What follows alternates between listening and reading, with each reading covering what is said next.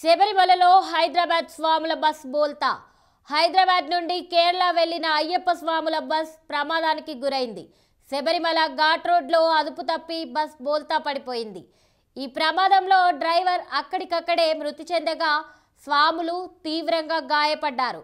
వివరాల ప్రకారం హైదరాబాద్ నుంచి శబరిమల వెళ్లిన అయ్యప్ప స్వాముల బస్ బోల్తా పడింది. పంబా వెళ్తున్న క్రమంలో ఘాట్ రోడ్ లో బస్ బోల్తా పడిపోవడంతో ప్రమాదం జరిగింది. పంబా నదికి 15 కిలోమీటర్ల దూరంలో బస్ బోల్తా కొట్టింది. ప్రమాద సమయంలో బస్ లో 22 మంది ఉన్నారు. ఈ ప్రమాదంలో బస్ డ్రైవర్ రాజు అక్కడికక్కడే మృతి చెందగా స్వాములు గాయపడ్డారు. వీరిలో 8 మంది స్వాములు తీవ్రంగా గాయపడ్డారు. దీంతో క్షతగాత్రులను కొట్టాయం మెడికల్ కాలేజీ ఆసుపత్రికి తరలించారు. అయ్యప్ప స్వాములను ఉప్పర్గూడకు చెందిన వారిగా గుర్తించారు.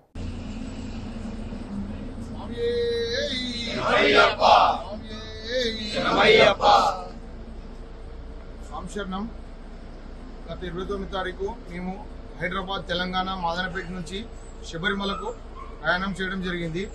శబరిమల ఎరిమిల్ ధర్మశాస్త్ర దర్శనం చేసుకుని పంబాకు వెళ్లే దారిలో డ్రైవర్ నిర్లక్ష్యం వల్ల బస్సు అదుపు తప్పి చెట్లలోకి దూసుకెళ్లడం జరిగింది. ప్రమాదవశాత్తు అయ్యప్ప దయ వల్ల మాకు ఎవరికి ఏం కాలేదు. బస్సు చెట్ల మధ్యలో ఇరకడం వల్ల అందరం అయ్యప్ప దయతో బ్రతికి బయటపడ్డాము.